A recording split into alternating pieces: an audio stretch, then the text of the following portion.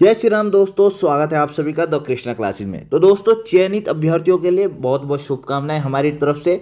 और दोस्तों, अब हम बात करने वाले कुछ विषय पर, लेकिन उससे पहले आप सभी को बता देता हूं, चैनल की अपडेट के लिए, उत्तराखंड से संबंधित जॉब के लिए आप हमारे चैनल को सब्सक्राइब कर सकते हैं। और यहाँ पे दोस्तों जो जानकारी दी जाती है वो ताज़ा दी जाती है और तथ्यात्मक जानकारी दी जाती है, पुख्ता जानकारी दी जाती है। ठीक है दोस्तों, और हमने पहले ही कहा था कि ये रिजल्ट आ जाएगा 25 से 30 के बीच। तो देखिए दोस्तों, उससे पहले आ गया, ईओ को बाद में शिफ्ट कर दिया है और एग्रीकल्चर को पहले डाल दिया है। ठीक है, मतलब जो हमने डेट दी थी ईओ की, वो एग्रीकल्चर की उन्होंने डाल दी है और ईओ को अब बाद में, इसके बाद जो रिजल्ट आने वाला है वो ईओ का ही आने वाला है। ये दोस्तों कंफर्म है। ठीक है, तो ईओ वाले ज़्यादा चिंता ना करें, आपके कमेंट हम पढ़ रहे हैं, आपका रिजल्ट भी आने वाला है, आप निश्चिंत रहिए। हमारी हमेशा मैक्सिमम जो रहता है वो ऐसी डेट रहती है जिससे किसी भी बच्चे को नुकसान ना हो। ठीक है, अगर बच्चे को फ़ायदा होता है, चाहे वो मेरिट हो चाहे कुछ भी हो, हम ऐसी लगाते हैं जिससे किसी को भी शिक्षा से संबंधित नुकसान ना हो। मतलब कि हम इसमें किसी का भी नुकसान नहीं चाहते, हमारा मकसद यही रहता है। तो इसलिए दोस्तों हमने पहले ही कहा था कि आपका जो रिजल्ट है वो 25 तक आ जाएगा। अब दोस्तों सॉरी 15 तक आ जाएगा। अब उससे पहले आ जाता है तो ये आपके लिए, सभी के लिए बेनिफिट की चीज़ है। उससे पहले आ गया, लेकिन ये है कि उससे बात तो नहीं आया। वैसे ही दोस्तों मैंने बता दिया है, आपका जो ईओ का एग्ज़ाम है, इसका जो रिज़ल्ट है, ये भी दोस्तों 30 से पहले पहले, और हो सकता है होली से पहले है, बट 30 से पहले पहले आ जाएगा। तो ये भी दोस्तों आपके लिए क्या है, एक बेनिफिट है। अगर 30 के बाद तो नहीं आने का, ये कन्फर्म है।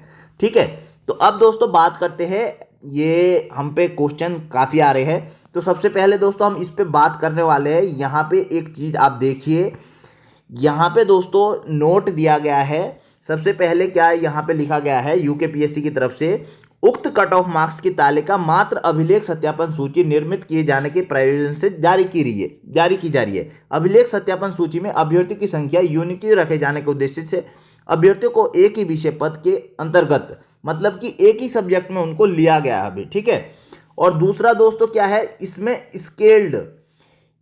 स्केल्ड के आधार पे। अब दोस्तों स्केल्ड का क्या अर्थ है दोस्तों, मैं सीधा बोलूं, जब कई शिफ्टों में एग्जाम होता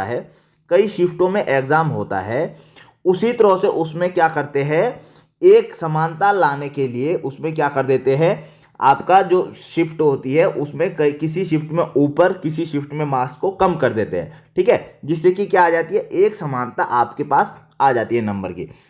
सेम इसी तरह से दोस्तों मैं आपको बता देता हूं, ये यूपीएससी भी करता है। ठीक है, जो स्केल्ड होता है, इसमें क्या है, जब कई शिफ्टों में, कई सब्जेक्ट में एग्जाम होता है, तो ये क्या करते हैं, सभी सब्जेक्ट को एक सामान्य पद्धति के द्वारा सरलीकृत करते हैं, उसके आधार पे आपके नंबर दिखाते हैं।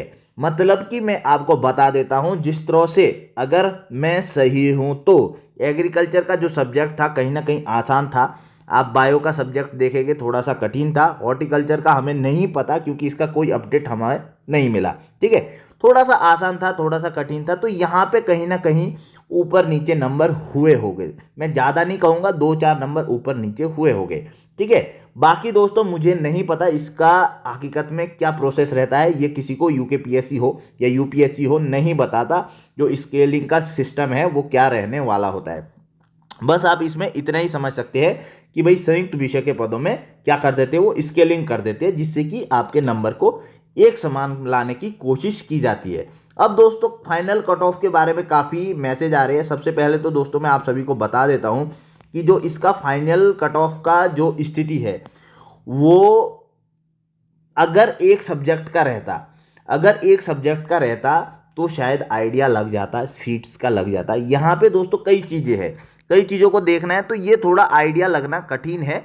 और इस पे दोस्तों मैं आप सभी को यही बताना चाहूँगा कि यहाँ पे दोस्तों मेरिट कम गई है, लेकिन यहाँ का जो छात्र है वो बायोलॉजी के लिए भी क्या है, एलिजिबल है। ठीक है, तो कहीं ना कहीं दोस्तों जो छात्र यहाँ के हैं, कहीं ना कहीं मुझे लगता है उनका लगभग सभी छात्रों का सिलेक्शन होने वाला है। ठीक है, यहाँ पे मेरिट ज़्यादा गई है बायोलॉजी की, क्योंकि दोस्तों इनकी एलिजिबिलिटी अलग थी। ठीक है, इनकी एलिजिबिलिटी अलग थी, और इसमें एग्री के साथ साथ ऊपर तो सिर्फ एग्री है, लेकिन एग्री के साथ साथ यहाँ बायो भी आ गया। ठीक है, तो बायो भी आ गया, इससे क्या हो गया, मेरिट थोड़ी सी हाई चली गई, और यहाँ पे और मेरिट हाई जाएगी। ठीक है, यहाँ पे दोस्तों मेरिट हाई जानी है, ये कन्फर्म है, क्योंकि यहाँ पे अभी एग्रीकल्चर वाले बच्चे लगभग लगभग मुझे लगता है सभी ऊपर से आ जाने हैं जिनका, लेकिन कुछ नहीं आएगा क्योंकि मेरिट यहाँ पे हाई जाएगी इसलिए नहीं आएंगे। ठीक है, तो यहाँ पे दोस्तों एक और चीज़ भी है, यहाँ पे आपसे एमएससी मांगा गया है, एमएससी आप देखेंगे यहाँ पे, और यहाँ पे दोस्तों 3 वर्ष का फॉर्म जो प्रबंधन का एक एग्ज़ाम है उसमें भी क्या है, अनुभव मांगा गया है, तो इस वजह से भी यहाँ की मेरिट कम रही है। लेकिन फिर भी दोस्तों मैं आपको बता देता हूँ यहाँ का, तो दोस्तों मैं आपको पूरा पूरा मुझे लगता है यही जो फाइनल स्टूडेंट्स हैं उनका सिलेक्शन हो जाएगा, लेकिन ऐसा नहीं है क्योंकि 152 नीचे भी गई है। तो यहाँ पे कहीं ना कहीं दोस्तों मैं आप सभी को बता देता हूँ कि 4-5 नंबर का अंतर रहने वाला है। मैं फिक्स नहीं बता रहा हूँ क्योंकि इसका पूरा जो आइडिया है हमें भी नहीं है दोस्तों, क्योंकि आपके इतने मैसेज आ रहे हैं, आप कह रहे हैं कि शायद हमें पता हो, अगर हमें पता होता दोस्तों तो हम आपको बता देते। ठीक है, लेकिन मैं ये बता देता हूँ, ये कंफर्म है जीव विज्ञान वालों के लिए आपकी मेरिट ज़्यादा जाएगी। कितनी ज़्यादा जाएगी, वो 10 से 20 नंबर भी ज़्यादा रह सकती है, और शायद 10 नंबर तक भी ज़्यादा रह सकती है, शायद 25 नंबर भी हो जाए, ऐसा भी हो सकता है। तो इसलिए दोस्तों अगर इसके बीच है जो भी छात्र है जीव विज्ञान वाला, वो आगे पढ़ाई करते रहे, आपको पढ़ाई नहीं छोड़नी। अब मैं वही कहता हूँ, पर जैसे 25 नंबर का अंतर है, 25 नंबर मैंने मैक्सिमम बता दिया। ठीक है, तो 25 नंबर का जो दोस्तों अंतर है, अब 25 के बीच जितने भी छात्र हैं उन सभी को मेहनत करनी चाहिए। ठीक है, क्या करनी चाहिए, मेहनत करनी चाहिए। अब वो मेहनत करेंगे, जब वो छात्र मेहनत करेंगे बाय द चांस उनका सिलेक्शन हो जाता है तो उनके लिए गुड न्यूज़ है। ठीक है, लेकिन अगर सिलेक्शन नहीं होता तो उनका कम से कम नुकसान तो नहीं हो रहा ना। मैं वही तो कह रहा हूँ कि उनका किसी भी छात्र का, हमारी जो मेरिट रहती है चाहे कट ऑफ रहती है इस टाइप की रहती है कि किसी भी छात्र का नुकसान ना हो। आप जो भी कट ऑफ देखेंगे, आपने देखा होगा थोड़ी सी हमारी कट ऑफ सबसे हट के रहती है, तो उसके पीछे का कारण यही रहता है 5-10 नंबर, इसलिए ही हम जो अपना अपना खुद का आइडिया रहता है वो हम बढ़ा के लगा देते हैं, ताकि सबका क्या है, जो उस छात्र उससे कम मार्क्स वाले बच्चे हैं वो सब पढ़ाई करें। अब किसी की हमने बता दी 160, यहाँ पे मान लो मेरिट गई है 152, तो यहाँ पे 152 और 160 के बीच क्या है, जो बच्चे थे वो नहीं पढ़ेंगे फिर। ठीक है, तो ये दिक्कतें रहती है, इसलिए दोस्तों हम पहले ही ऐसी मेरिट बता देते हैं कि दोस्तों मेरिट इतनी जाने वाली है, 170 जाने वाली है, 165 जाने वाली है, ताकि अगर 152 रहती है तो 160 165 वाला जो बच्चा है उससे प्लस वाला बच्चा, उसका तो फाइनल में भी कहीं ना कहीं हो जाएगा। लेकिन उसके बीच के जो डबल लिस्ट वाले बच्चे वो कम से कम पढ़ाई तो करेंगे, पढ़ाई तो फाइनल तक करेंगे और अगले एग्ज़ाम है उसमें अपनी प्रिपरेशन रखेंगे। तो इसलिए ही दोस्तों हमारी ये कट ऑफ रहती है। आप दोस्तों, आपका जो व्यू है उससे कोई संबंध नहीं रहता। ठीक है, व्यू बढ़ते हैं नहीं बढ़ते उससे हमें कोई मतलब नहीं है, लेकिन जो आप तक हम आउटपुट देते हैं वो ऐसा होना चाहिए कि कम से कम आपके फ्यूचर के साथ कोई खिलवाड़ ना हो। ठीक है, ये चीज़ें देना इसलिए ज़रूरी हो जाता है क्योंकि आप लोगों की मांग रहती है, डिमांड रहती है कि सर आप बताइए, अगर आप इसी में हैं, आपके पास अनुभव है। तो दोस्तों इतना अनुभव तो नहीं है कि हम यूकेपीएससी जाके पूरा यूकेपीएससी का पूरा चेयरमैन का माइंड लेके आ जाए, वहाँ पे भी कई चीज़ें रहती है, कई विभाग रहते हैं, लेकिन थोड़ा बहुत जो हम मेरिटें देखते हैं, कट ऑफ देखते हैं, यूकेपीएससी का पूरा पैटर्न देखते हैं, उनका जो कट ऑफ का रहता है साल का, तो उस हिसाब से बच्चों के हिसाब से हम पूरी कट ऑफ बनाते हैं, और वो कट ऑफ लगभग लगभग आसपास ही रहती है। और जहाँ तक मुझे लगता है हमारी कट ऑफ जो देखता है उस बच्चे का नुकसान तो नहीं ही होता है। हाँ, ये हो सकता है उनका फ़ायदा हो जाता है। फ़ायदा किस में हो जाता है, उनका फ़ायदा इसमें हो जाता है कि अगर उनका डबल लिस्ट में नाम आ भी गया हो, फाइनल के लिए कम से कम वो और एग्ज़ाम के लिए पढ़ रहे हो और एग्ज़ाम में उनका सिलेक्शन हो जाता है। ठीक है, ये इस टाइप का मैसेज भी हमें आया था कि सर आपने वो मेरिट बताई थी और हमारा सिलेक्शन हुआ था, लेकिन सर हम पढ़ते रह गए आपकी मेरिट की वजह से, और हमारा उसमें तो फाइनल में नहीं हुआ लेकिन हमारा एलईओ में फाइनल में हो गया।